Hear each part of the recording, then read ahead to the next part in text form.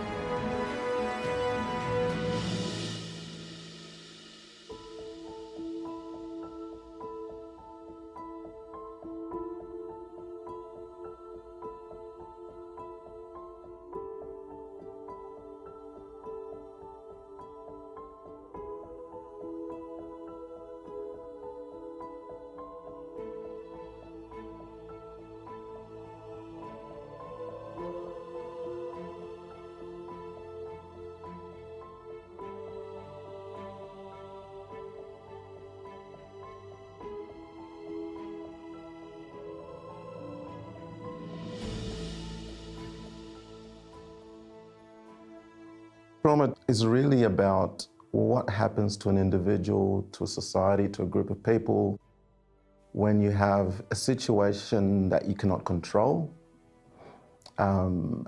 What's the impact on you collectively or as an individual after that event?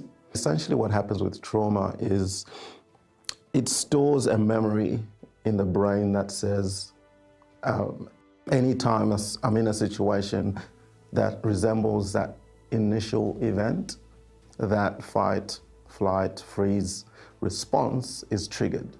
And so the more that happens, I become hypervigilant. And so I'm hypersensitive to situations because I don't want to go through that again. And so I'm constantly in a state of hyperarousal, looking out for threats, perceiving threats, even when there are no threats necessarily. So those are the kind of things that, and it's quite insidious because people don't necessarily understand what's going on, but it's happening at a brain level, but also at a body level. So very somatic kind of experiences in terms of disease and a whole lot of stuff that we can delve into. The nature of trauma is that it is hidden.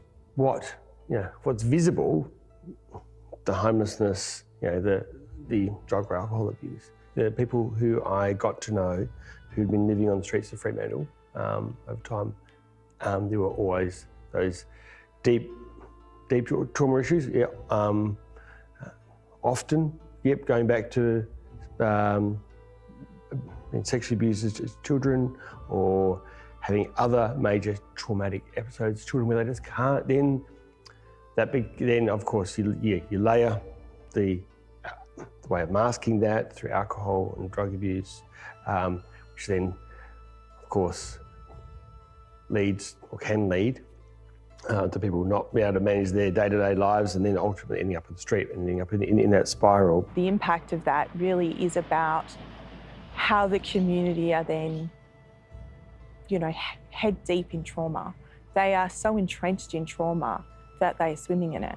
And so the impact of that trauma is that everyone in community is traumatised. And they turn on each other.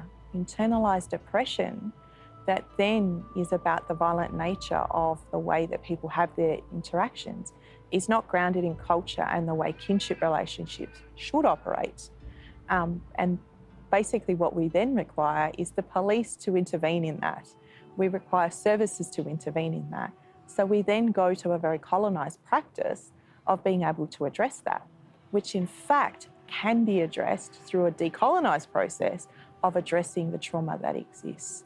So the systems that are actually operating today are continuing to perpetuate all of the state-sanctioned trauma at a macro level against Aboriginal people, and particularly in this state. My earliest memory of trauma was being a child, probably maybe 4 years old, and being placed into the Catherine McCauley Children's Home, being separated from my mum and dad, and sleeping in a room with other children. There were nuns, and we were just so frightened. We were told we'd be punished if we had an accident at night. There was no family, and I remember my dad coming to get us on the weekend, and we would hold on to an electricity pole like this, "No, Dad," and he'd have to drag us away back into that home, which really wasn't a really good place for children.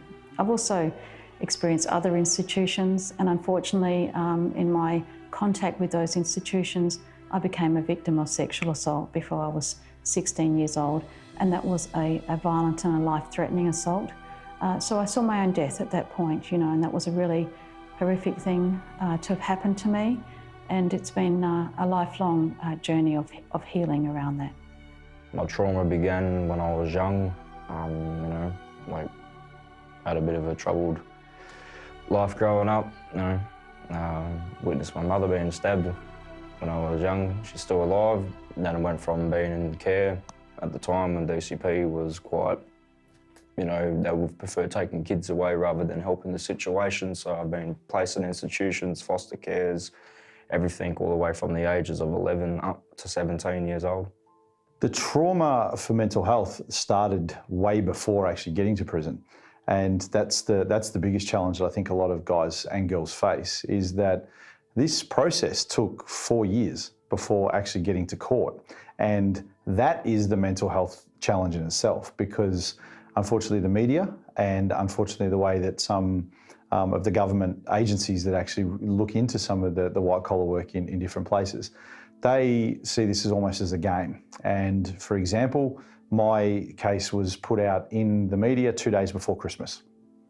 Now that's not an accident, that occurred because of a strategic situation, and effectively lost my job that day and then didn't have a hearing until nearly 4 years later. So that is mental health. When you've got children, you've got family, you've got mortgage, you've got other things to deal with, you're in a position where you have to effectively work out a way to make ends meet, to feed your kids, to be able to put food on the table. So before you even get into the prison process, the criminal justice system starts way before getting to jail. And I don't think that is something that, the toll of that is something that is really considered. I went to court one day, and my parents came to the back of the courtroom, and as the judge is talking to me, my parents stood up and said, "We don't want him on the streets." And I looked back, I was like, I don't even live with yous anymore, And the judge was like, "Your parents said, mate, no, you're going into custody," and they put me in custody, and that was heart-wrenching. I can't worry about that shit anymore.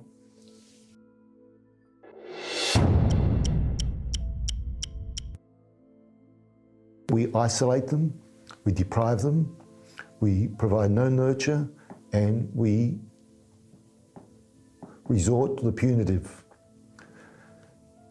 You would not treat your own children in your family setting in the way that we treat our children in the carceral experience, in these children's poorhouses, in these Dickensian experiences, in these corrals of human misery, in these hovels. They are holding pens.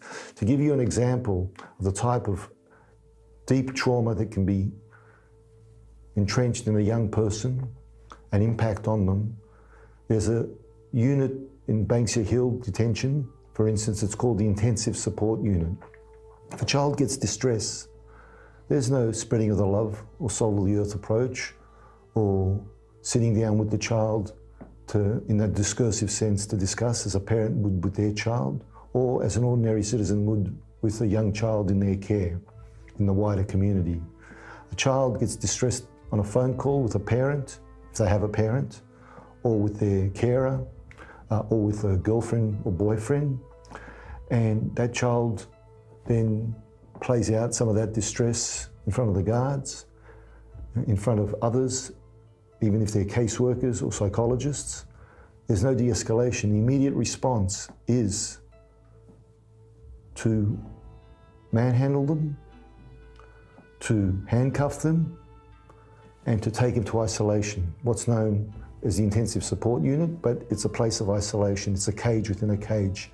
The cells that they're confined within that for hours, days, months, and some children have been in isolation for up to a year, as Amnesty International can testify and has campaigned against the abomination of these types of isolations, deprivations. I'll never forget what one child said, and I've seen these cells. The size of these cells, if you spread out your arms, you can touch both walls. That's how big or small they are. It does not need an expert to understand the no-brainer of the impact on that child and what it will do to their thinking. It will not be ordered thinking, it'll be disordered thinking. It'll be chaos, it'll be diminution of the self, it'll be a negative self, and of the worst forms. It'll be a loss of all self-esteem, an invalidation of the individual. After the riots happened, everyone's in lockdown. You don't get a choice of who you're in with or anything like that. You're on the floor because I was single cells at the time. And the person I got put in with was involved with the riot. It was in Unit 1B, B Wing, and that's where they put me. And that's where, after the lockdown, I ended up getting raped. And the screws didn't do nothing. They couldn't care less because with what happened. So it was us and them sort of attitude. You looked at them the wrong way. I actually got pinned down, zip tied and dragged off down to MPU. I got the shit kicked out of me at 6 o'clock in the morning by screws. There were other riders there that were getting heavily assaulted down the back.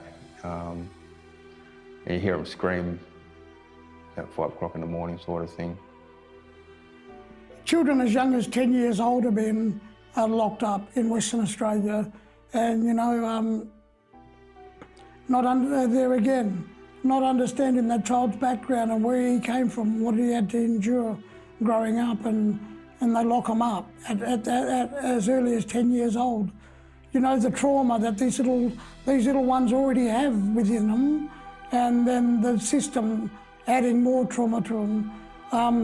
I'd say 80 or 90% of the adult incarceration rates of our people have come through juvenile detention. The deprivation, it's actually juvenile detention, 10 to 17 years of age, and let's clarify that. It's not juvenile detention, they're called juvenile detention facilities. It's not about detention, they're a carceral experience. So they are about deprivation and isolation and the carceral experience. They're children's prisons. They're a Dickensian, moral and political abomination. The effect on them is cumulative trauma. The effect on them is aggressive, complex trauma, and because of that cumulative compounding trauma, it degenerates to the darkest forms of disordered thinking. It's particularly dangerous when we look at age brackets, 10 to 13 years of age, a period of form and content, and the development of that form and content. Yet we're incarcerating children as young as 10. And we're putting them with older children who are in a tumult, a dark tumult of thinking, who have simply put bleakness and hopelessness in their mindscape, and they harden up and season up young children who are troubled in the bloom of life. In the last number of years, things are getting worse in the prison system for all cultures, my people's culture and multicultural and non-Indigenous. And I think a lot to do with that is, their assessments at a police level, at a court level, at all levels. There's no assessments on these people. What we are seeing in the system in a massive way at the moment, mental health. They're racking and stacking people with mental health in prisons, where they should be in a medical environment where they're diagnosed and medicated and treated properly. And this, I say, is fault of the court system. The court system is the system that sends them there, not knowing nothing about an individual, not even wanting to have a look at the research. Why is this person coming here? Should this person be in a prison environment? They don't even address that. They just rack and stack people with mental health and, all sorts of illnesses and sicknesses. This says it all about the system. Children who are in juvenile detention, 100% of them have acute and complex specialist-based trauma, and all of it unaddressed. And that's the key word, it's unaddressed, and that's why they're in juvenile detention. A lot of these children that are in there today are child protection children, children that have been removed from their families for whatever reason, another stolen generation I call it, and placed with people that don't know them and don't even really care for them as a mother and a father would. A broken children's system right across the board trying to fix broken children. It'll never work.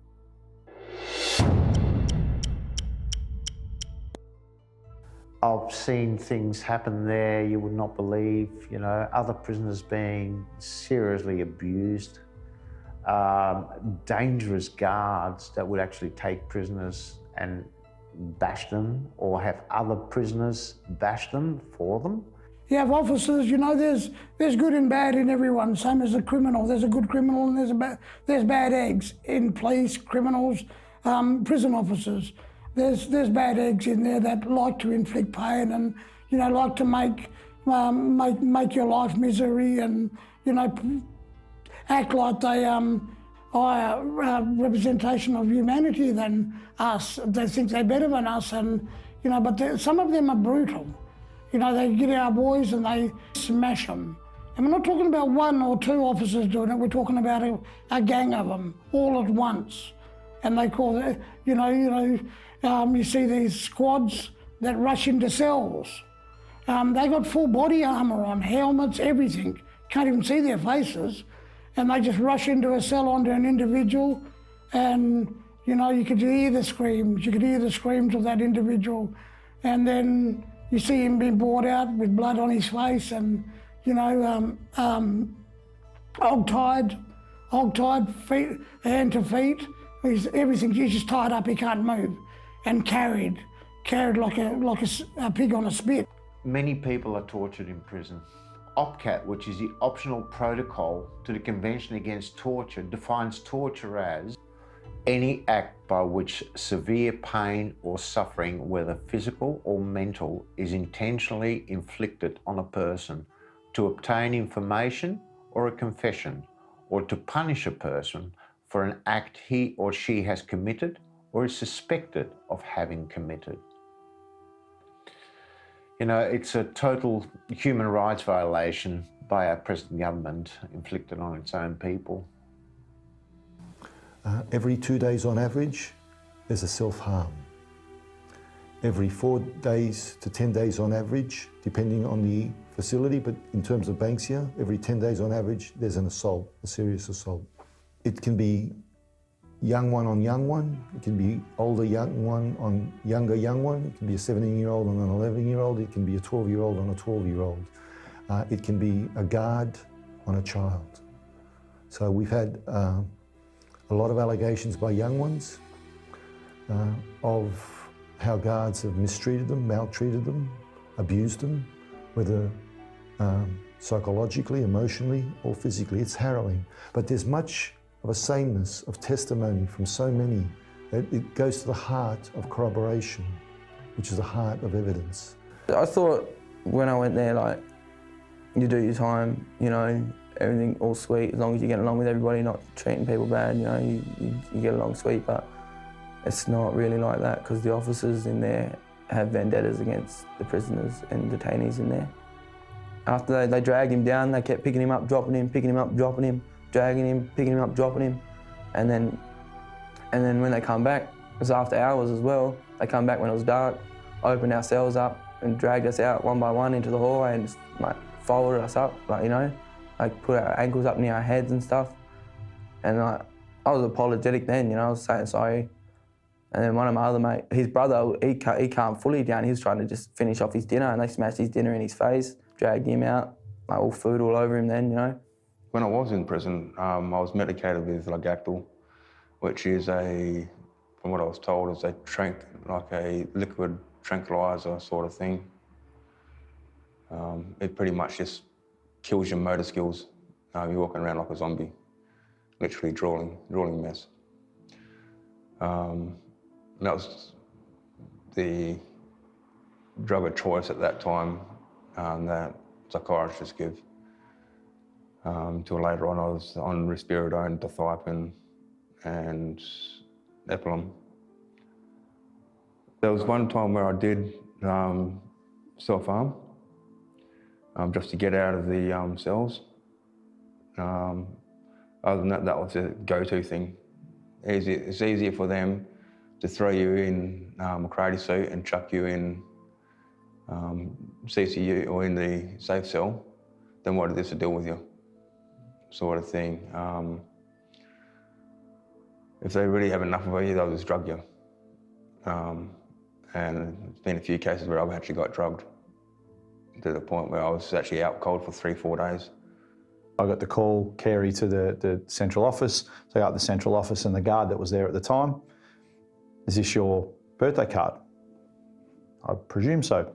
He ripped it up in front of me and he said, "I fucking own you, bitch." One of the guards turned around and said, like, yeah, this is a juvenile jail, but like, we're preparing you for the adult jail. And that's what Banksia is. It's just an adult jail for kids. And you guys that are looking after these guys in prison, I think it's time you got some trauma-informed workshops happening here. You're a disappointment. Prisoners have human rights. We see practices in prisons that are extremely traumatic and abusive that people would be shocked to know about if they were told. We see a law that was passed late last year without any consultation, whereby prisoners who have committed offences such as robbery can now be detained indefinitely. And I know that some of those prisons are being isolated in solitary confinement. We challenged a policy last year called Disruptive Prisoner Policy, by which the corrections purported to grant themselves power to lock people up indefinitely, 23 hours of a day in a cell alone. The medical evidence is very clear what you will do to a person in terms of their psychological well-being, in terms of their physical well-being. You are absolutely destroying the individual. We challenged that policy. We were successful, but the state is still continuing with these abusive practices, even to young children. And they're setting them up for, really serious issues in their life. They're making it so much harder for them. It's certainly not rehabilitation, and that is what they are supposed to be doing for prisoners. We're currently challenging the High-Risk Serious Offenders Bill, and we have advice that this is an unconstitutional law. We're referring to the Commonwealth Constitution, and our case will be argued in the High Court. So we want to strike that law down. But the fact that a state government can pass such an inhumane law that does not reflect who we are or should be as Australian people in this day and age is really quite shocking and very telling. The Ombudsman is just another annex of the government, community corrections, who work for community corrections. It's not a third party, non-biased sort of thing. You make a complaint to them, they contact the prison responds, case closed. 98% of the prison population should not be there. They are very damaged people, and the system continues to damage them. The cases that I have seen the CCC supposedly investigating have not gone far enough. They are very superficial. They are very looking at the conduct of officers in a very superficial way, and that don't go far enough. They don't understand and unpack the ever-presenting trauma that is what we call post-traumatic stress disorder that people experience coming into contact with police. And when you know about the impact of trauma, it is just the sight of a blue uniform, of a checkered police car, is the arms and the accoutrements that police wear, and their presentation, like going ready for battle, is the way that they present themselves. And it's the sheer presence of that that is intimidating to people, that provides that triggering of trauma, particularly for Aboriginal people. In my personal experience, my grandparents and my parents were removed by police. So this is a constant retriggering of memory for our families and for our communities as a whole, because police were used in that way.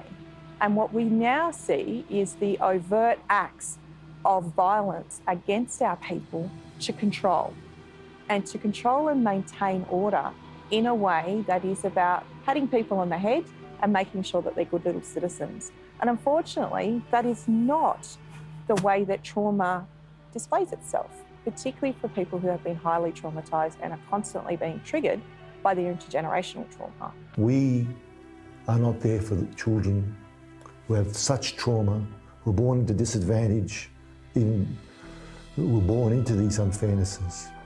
And we are not there for them. Who are we? Where is the love? Where is the humanity? And what definition is that of us in terms of our national identity? But it was Dostoevsky who said, you know a nation, you know a people, you know our legislators by looking into the prisons, and you'll see who we are. The link between incarceration and homelessness is very interesting. In fact, I asked some questions in Parliament about this. And one of the things that really surprised me is that we asked how many people who have been finished their sentence and been let out of incarceration, how many of those who have been going straight into homelessness? And the answer we got was, we don't know. We don't collect that data. And I was like, how can you not know? How can you not know when someone leaves jail whether they're going to a house or not? It's your responsibility. You can't let people out into homelessness. And that's exactly what we're doing. So, for example, Department of Child Protection is a $5 billion corporation right across this nation. $5 billion corporation. Now, what that means is that 17% is spent on family supports. So in terms of reunification process, we've come into contact with many families. I can't get a house. So therefore, if I can't get a house, because we've got families waiting on the list, 2 years, 4 years, 15 years in the wealthiest, one of the wealthiest countries. So therefore, there cannot be any reunification process because they're saying, well, you know, then this is the department. If you don't have a house, well, how can we reunify you with your child? So that becomes really quite problematic. And sadly, there's been situations where people have lost their lives 2 weeks after their child has been removed. That has a grave impact on our families, and this is what we're standing up for, and this is what needs to be told, heard, validated, but also acted upon at that level where it can make a difference. Right now in Western Australia, we have 18,000 families on the wait list for Department of Housing Home. That equates to 44,000 people that are houseless and homeless in the state of Western Australia, where we have a $5 billion surplus. It makes no sense whatsoever. No sense whatsoever. What this comes back to is a lack of political will. The lack of political will to ensure that it is a fundamental human right that everyone is housed. We've had 56 people in 2020 pass away on the streets, 56 in Western Australia. That is an indictment not only of the West Australian government, but also of the Commonwealth.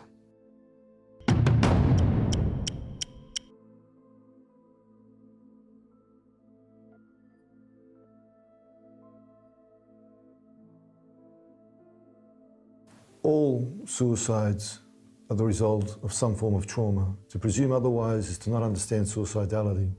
I've worked in suicidality and suicide prevention and suicide postvention for 15 years. I've led a Commonwealth task force for 2.5 years in suicide postvention across the nation, and I helped get that off the ground. And I've worked for the National Suicide Prevention Trauma Recovery Project as its coordinator for the last 2.5 years. I've written hundreds of articles published on suicidality. Let's understand the extensiveness of suicidality first, and I'll inverse the usual statistics that are actually out there. 1 in 50 Australians, that's 2%. 1 in 50 deaths of Australians is suicide. 1 in 50 deaths of Australians is suicide.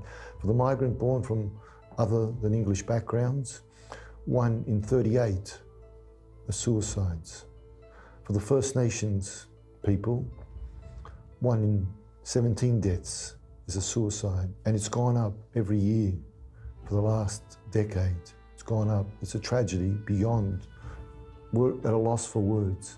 The youngest suicide I've ever responded to in this country is actually, in fact, the youngest suicide that's ever happened, of a 9-year-old. And there have been 3 9-year-olds that have been recorded in terms of a suicide death. The youngest attempted suicide, I thought when I responded to an 8-year-old, that would be it. Then I responded to a 7-year-old. Then I responded to a 6-year-old. Because we were there for them, we kept them alive. If you think about suicide in relation to trauma, what you eventually have is, like I'm saying, in terms of this hopelessness and this helplessness, when that gets escalated and there's no intervention to manage the trauma, what you're left with is, I'm better off not being here.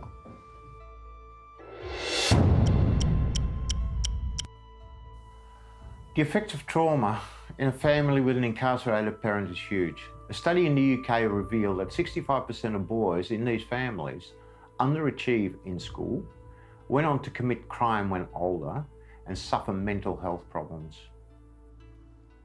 The effect on me right now, and will continue, and will continue to traumatise me, is knowing my son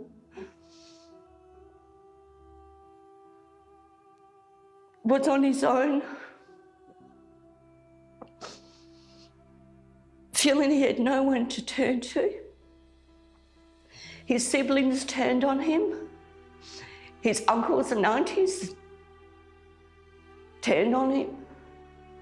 The only one was me, and I say that the reason why I wasn't told of anything, because he didn't want to hurt me and worry me, because I'll be up pacing. At present, my son is still incarcerated. His incarceration had immediate impact on the family and continues to do so.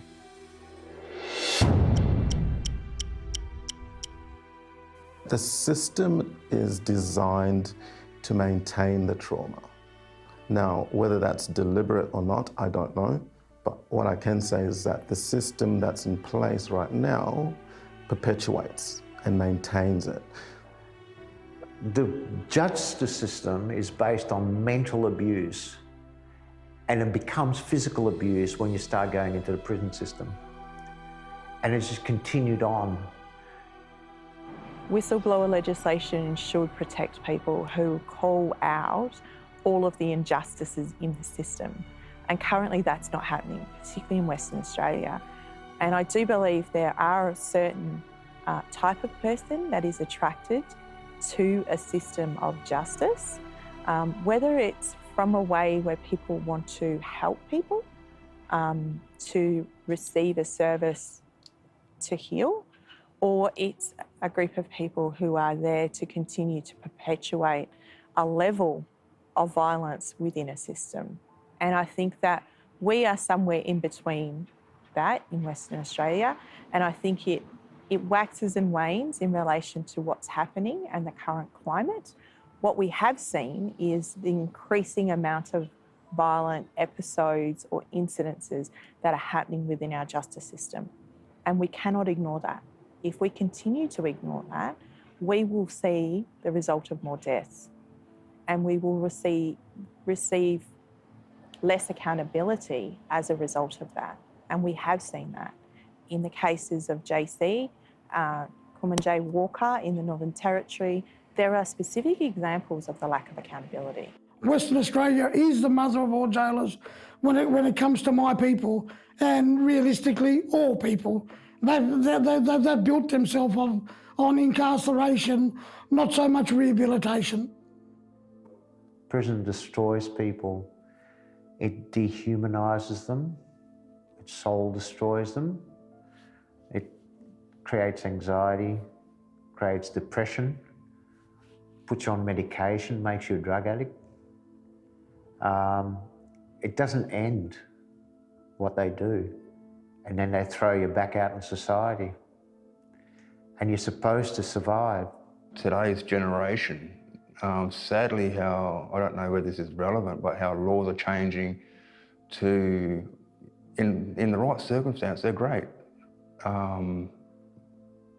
Where people can say and get justice for what's happened, but there's too much of an open area or grey area where politicians, police are taking advantage of, where someone can make an accusation, don't need any evidence, and people are getting burnt for nothing.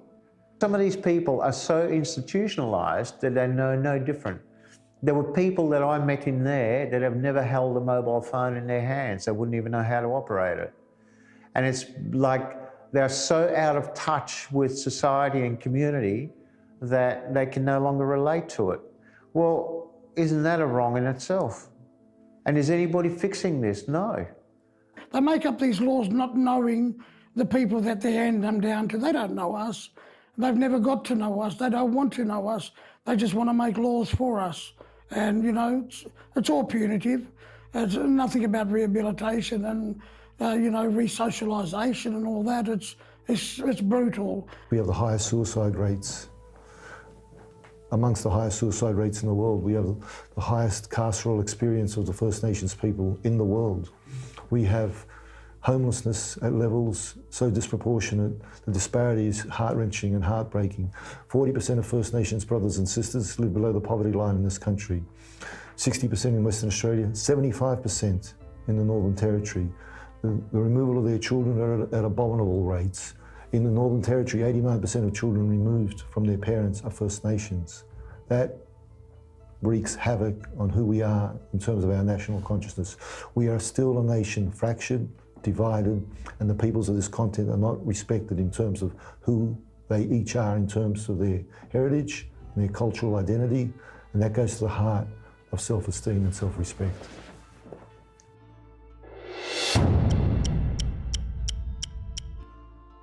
I actually think if police, judges, those people in positions of power don't have a trauma-informed approach, they shouldn't be in those positions.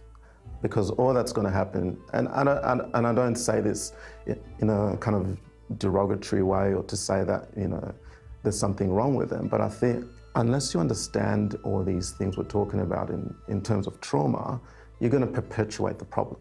The way the prison system's set up is a failure. It doesn't do anyone any good. There's a lot of people that are fighting to help change themselves because there's no support in there. Education is primary to what people are looking for. There are people in there who don't want to do anything for themselves. So how about change a prison, and not a minimum security prison, I'm talking about a medium security prison, where everyone can get a chance, an opportunity, and turn it into an education prison. I think the state is just so concerned about the economic interests of the state. We're living in a capitalist society that is not concerned about human rights in the deep and meaningful manner that it should. So although we support the treaties against race discrimination, we support the UN Declaration on the Rights of Indigenous People, too often it's lip service, and we're not actually seeing implementation of those important UN conventions and the declaration into Australia and our systems of governance, our laws, our attitudes and behaviours. And I think that is really about white power and privilege at the end of the day. Let's do things differently. Let's get out and have a look and see why things are happening. It hasn't worked for hundreds of years. When are we going to wake up that we need to do something a little bit different? And that involves getting people who have done it before to come in, pair up with others, pair up with academia, pair up with corrections, pair up with other types of government officials and actually do something meaningful and solve this problem. Judges, lawmakers, police, prison guards, all need to be educated to understand the effects of trauma and apply the right way to deal with criminal offences and mentally trauma-affected people. Rather than create further trauma to the victims and to the convicted and their families, it should be a priority to help all to recovery of trauma, breaking the cycle of crime and creating a safer society. So there is an extraordinary opportunity here in Western Australia where a big state, a rich state, a small population with a level of homelessness that still can be managed and can be dealt with. And there's opportunity for state government to see this actually as an investment in our future that makes our not only those people's lives, those people experiencing homelessness, those people who are experiencing trauma better, but makes our cities better, makes our community better. There is such an opportunity there, but it has to be seen as an investment but if we don't invest in this, then what we're going to see decades down the track is we're going to follow that same path that LA followed, where it will grow as an issue, and then all of a sudden that will be an issue that we can't resolve, and that genie can't be put back in the bottle. So we've got to act now, we've got to invest now, and do it strongly and do it well, and actually break that cycle of trauma. Our justice system really does need a complete, what I would call a reset or a refresh. It's been nearly 40 years since the Royal Commission on Deaths in Custody, and we are still seeing deaths in custody. And our justice system needs to be overhauled in a way that actually looks at how do we prevent people from going into the justice system in the first place. Human rights, our framework in moving forward. So important that we in West Australia also have a Human Rights Act. We're falling behind the rest of the country in this regard, and this Human Rights Act will protect civil and political rights and will protect Aboriginal cultural rights. It's absolutely necessary.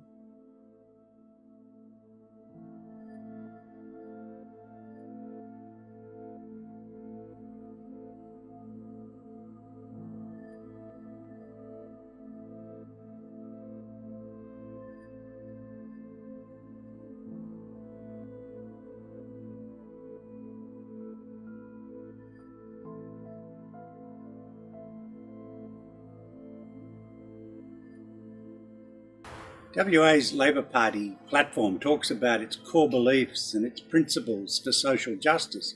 It talks about rights and responsibilities. But you can't have rights and responsibilities unless you have a Human Rights Act to enforce them. That's how they do it in Queensland and in Victoria and even in the ACT. That way, if your rights are breached, you can go before a commission or a tribunal or a court and have them enforced. At the moment, no matter what the government says your rights are, there's no way of enforcing them for the most part. WA needs a Human Rights Act. Let's get it done.